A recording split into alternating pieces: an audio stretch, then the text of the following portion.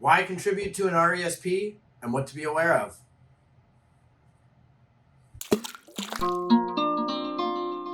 Hey everyone, welcome back to another video. I'm Bo. And I'm Brad. So why contribute to an RESP? Number one, government grants. So the government will be matching 20% of all your RESP contributions, and the annual maximum is $2,500 per child. And that's going to result in a $500 federal government grant. Yeah, there is a lifetime maximum of $7,200 on the federal grant. And keep in mind that, there are additional grants for low-income families. A lot of the provinces have their own grant programs available, so make sure you're aware if you're eligible for those and to apply for them. Yeah. And you can also catch up for one missed year at a time. So if you forget to make a contribution one year, double up your contribution the next year and you can catch up on it. So make sure you're maximizing the plan for sure. Absolutely. The second point, tax sheltered growth. So any money earned in the RESP is tax-free until it's withdrawn.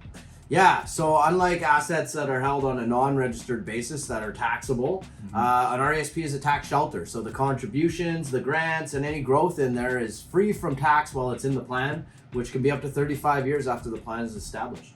Which adds up. And then the last point is the withdrawals are going to be taxed at the beneficiary's level.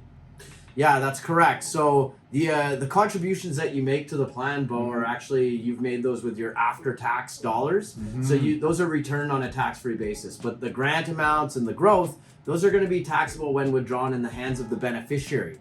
And the beneficiary most probably is a student, most probably in a low tax rate, and probably has some offsetting tuition credits that will reduce or eliminate taxes altogether. Yeah.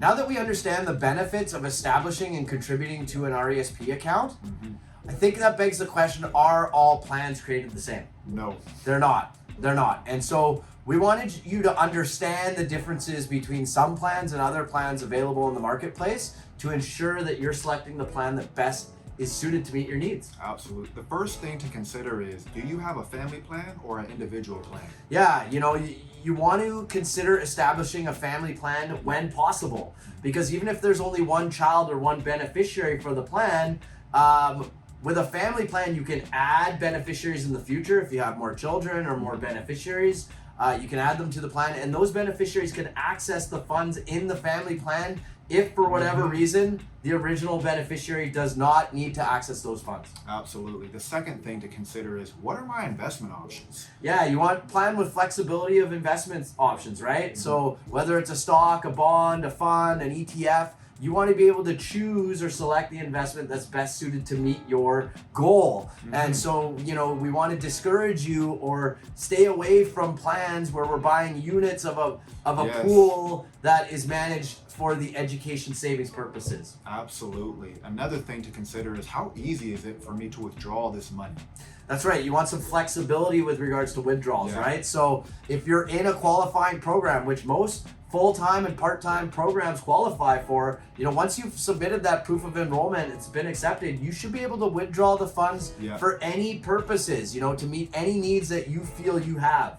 So you want to stay away from the plans where you have to submit invoices or receipt every time you make a withdrawal, justifying, why you're taking that money out and where it's going.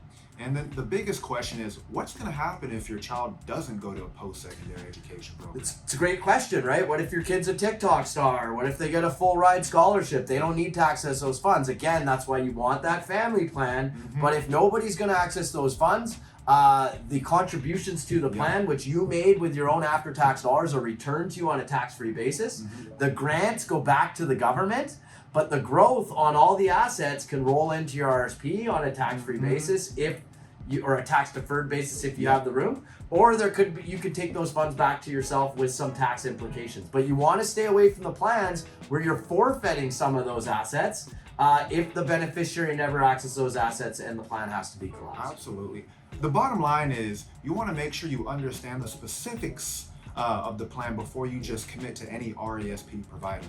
And if you did find this information helpful, please make sure to like, subscribe, and turn on all bell notifications to keep updated on all future videos. Yeah, and if you want to learn more about Registered Education Savings Plan or establish the plan that's right for you, please schedule a 20-minute RESP discovery meeting using the link below.